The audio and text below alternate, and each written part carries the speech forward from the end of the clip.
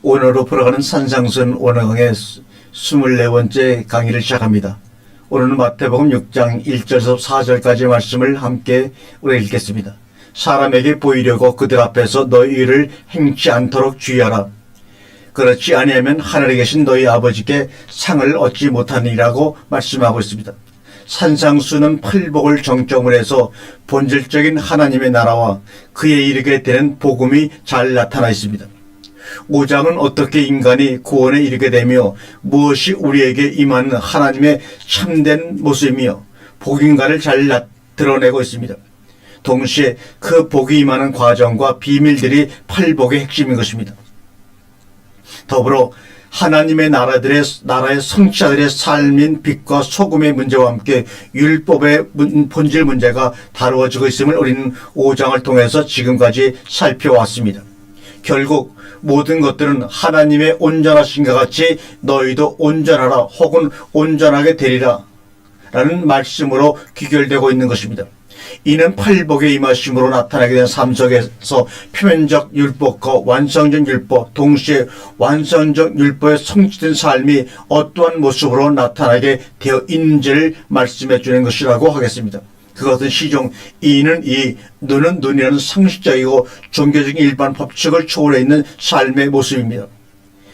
이는 이, 눈은 눈이라는 것은 사랑하고는 전혀 별개의 법칙입니다. 오히려 그러한 것으로부터 구원받은 모습이야말로 사랑의 모습이요 팔복 성취의 진면목임을 계속되는 말씀을 통해서 강조되어 왔습니다. 자, 이제 마태복음 6장에서는 어떤 문제들이 제기되고 다뤄질 것인가 궁금합니다.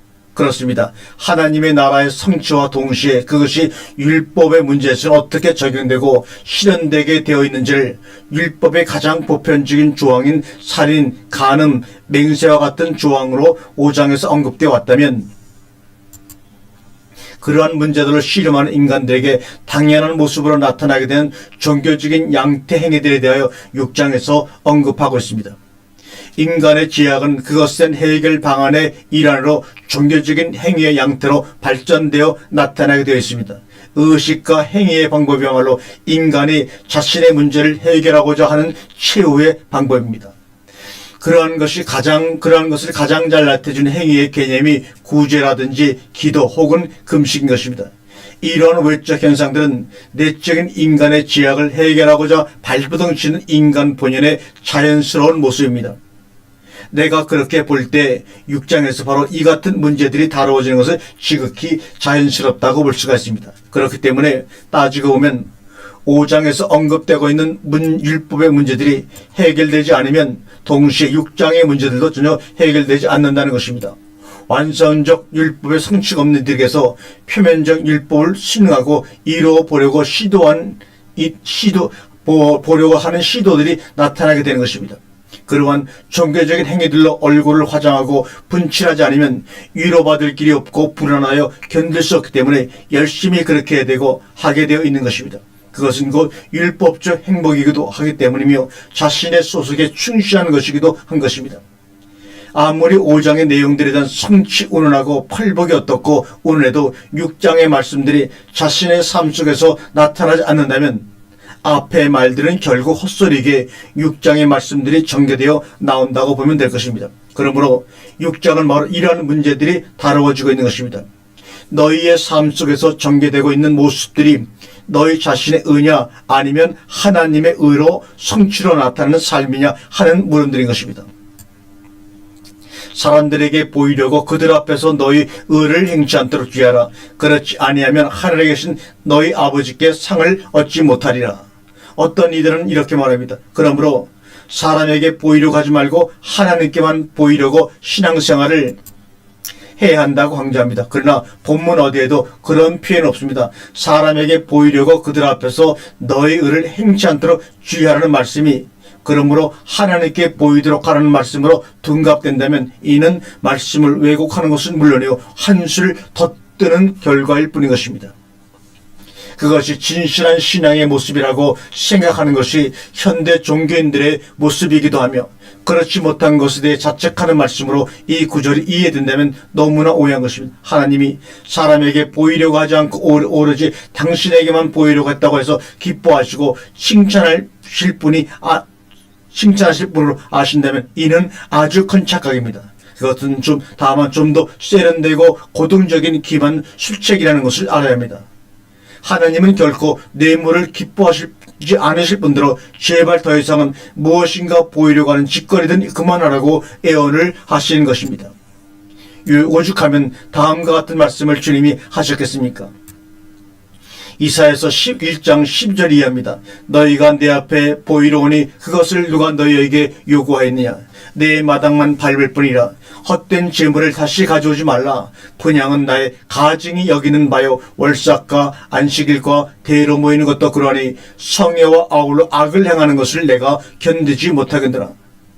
내 마음이 너희의 월삭과 정한절기를 싫어하느니 그것이 내게 무거운 짐이라. 내가 지기에 곤비하였느니라. 너희가 많이 기도할지라도 내가 듣지 아니하리니 이는 너희의 손에 피가 가득함이라고 말합니다. 그러므로 문제는 사람 앞에 서냐 혹은 하나님 앞에 서냐가 문제가 아니라 보이려고 한다는데 문제의 키포인트가 있는 것입니다. 보이려고 무엇인가 하려는 자들은 보인 다음에는 보였다는 자부심으로 기쁨을 얻고 그것으로 상급을 누리지만 보이려고 하는 그 짓을 보고 있고 보여야만 하는 이는 그것이 큰 짐이요 피곤이라는 사실을 알아야 합니다. 다만 그냥 넘어갈 줄 뿐이지만 그냥 넘어가 준다는 사실은 사랑이자 동시에 저주인 것입니다. 보였다고 하는 즐거움밖에는 그 상급으로 누릴 수 있는 것이 없기 때문입니다. 그러니 인간이 하는 행위가 얼마나 어린아이며 우스꽝스러운가. 무엇인가 보인 것 같다고 여기면 희요, 그렇지 않으면 비니, 잘못 보였으면 다시 잘 보이게 회개하고 또다시 잘 보이려 하는 다람쥐 쳇바퀴 도는 인식의 인생들이 되는 것입니다. 그러므로 그러한 인생들에게 구원이 필요하지 않으면 누가 필요하겠는가. 때문에 구원을 받아야 되며 구원은 그러한 인생들에게 복된 소식인 것입니다. 우리가 한번 구제의 경우도 살펴보겠습니다. 마태복음 6장 2절과 4절입니다. 그러므로 구제할 때는 외식하는 자가 사람에게 영광을 얻으려고 해당과 거리에서 하는 것 같이 너희 앞에 나팔을 불지 마라. 진실로 너희에게 이르노니 저희는 자기 상을 이미 받았느니라. 너는 구제할 때 오른손이 하는 것을 왼손이 모르게 하여 내 구제함이 은밀하게 하라. 은밀한 중에 보시는 너희 아버지가 갚으시라고 말씀하고 있습니다. 도대체 구제라는 것이 무엇인가? 정통적인 원문에서 6장 1절에 나오는 너희 무엇 대신에 무엇이 쓰이고 있습니다. 대신에 구제가 쓰이고 있습니다. 구제의 사전 의미는 merciful, kind, compassion, pity 즉 자비 혹은 공유를 베푸는 것이라고 말할 수 있습니다. 공유를 여기는 마음을 근본으로 해서 나타나는 것이 바로 구제입니다. 성경은 특히 인간의 본질적인 필요와 관련하여 구제에 대해서 언급하고 있습니다. 누가복음 12장 39절 이하는 이를 잘 밝혀주고 있습니다. 주께서 이르시되 너희 바리새인들은 지금 창과 대접의 겉은 깨끗이 하나 너희 속인즉 탐욕과 악독이 가득하도다. 어리석은 자들아 밖을 만드시니가 속도 만들지 아니하셨느냐. 오직 그 안에 있는 것으로 구제하라. 그리하면 모든 것이 너희에게 깨끗하리라고 말씀하고 있습니다. 여하튼 종교적 행위로서 자기 의라는 형태로 가장 잘 나타나는 행위가 바로 구제라는 것입니다. 때문에 가장 잘 외식이라는 말하고 어울릴 수 있는 것입니다. 구제를 하고 나팔을 분다는 것은 사람들에게 이미 그것은 하나님의 의가 아니고 자기 의라는 것을 시인하는 것입니다. 나팔이라는 것은 전쟁터에서 사용하는 악기로서 어떤 사실을 전달하고 알리기 위해서 사용되는 것입니다. 구제할 때 사람들에게 알리는 것은 자신을 알아달라는 주문이요 영광을 얻겠다는 것밖엔 아무것도 아닙니다. 또 그렇게 해서 영광을 얻고 누리는 것입니다. 그것이 그들의 상급인 것입니다. 그런데 문제는 그 다음에 너는 구제할 때 오른손이 하는 것을 왼손이 모르게 하여 내 구제함이 은밀하게 하라. 은밀한 중에 보시는 너희 아버지가 갚으시리라는 말씀입니다. 어떻게 오른손이 하는 것을 왼손이 모르게 한다는 말인가? 그것이 도대체 가능한 일인가? 또한 왜 오른손이 하는 것을 왼손이 알 수밖에 없으며 그것을 어떻게 벗어나서 정말 오른손이 하는 것을 왼손이 모르게 할 수 있을까? 그것의 비결은 과연 무엇인가? 그러나 그것은 비결이 따로 있는 것이 아닙니다.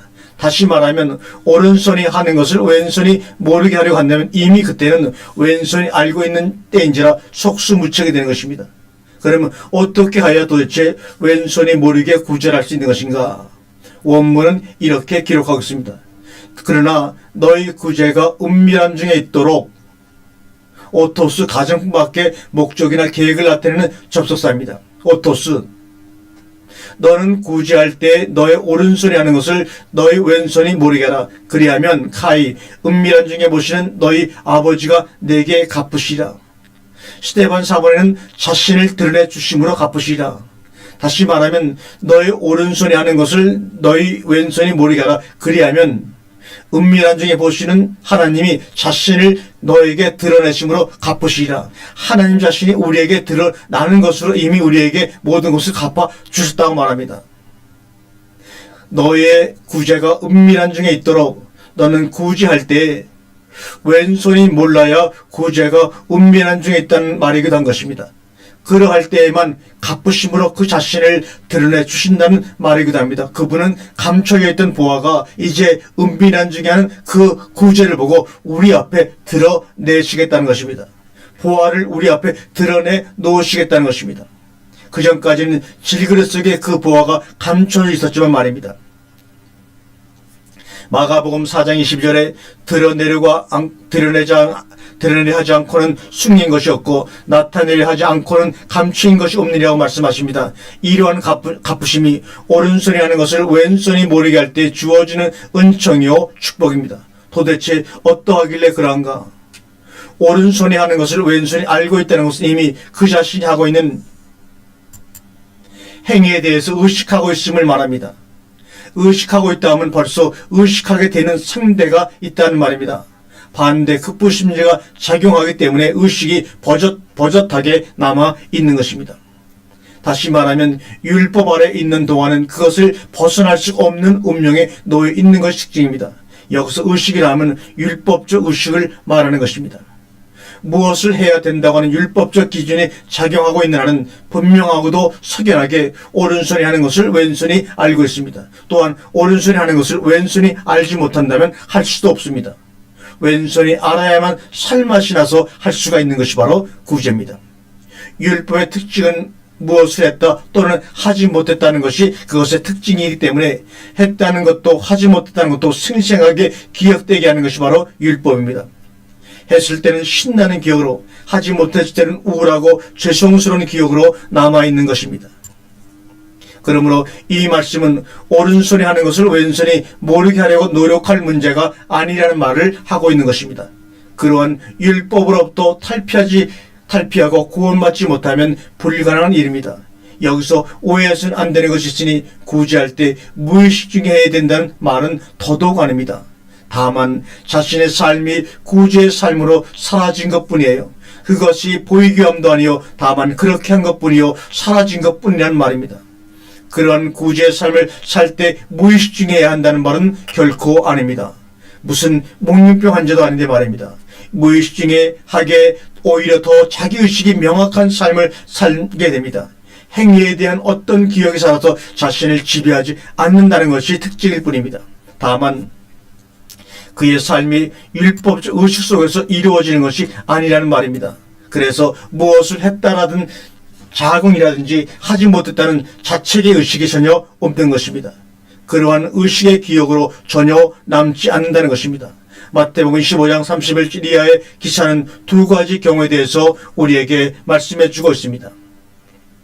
한번 읽어보겠습니다. 그때 임금이 그 오른편에 있는 자들에게 이르시되 내 아버지께 복받을 자들이여 나와 창세로부터 너희를 위하여 예비된 나라를 상속하라. 내가 줄일 때 너희가 먹을 것을 주었고 목마를 때 마시게 하였고 나그네 되었을 때 영접하였고 벗었을 때 옷을 입혔고 병들었을 때 돌보았고 옥에 갇혔을 때 와서 보았느니라.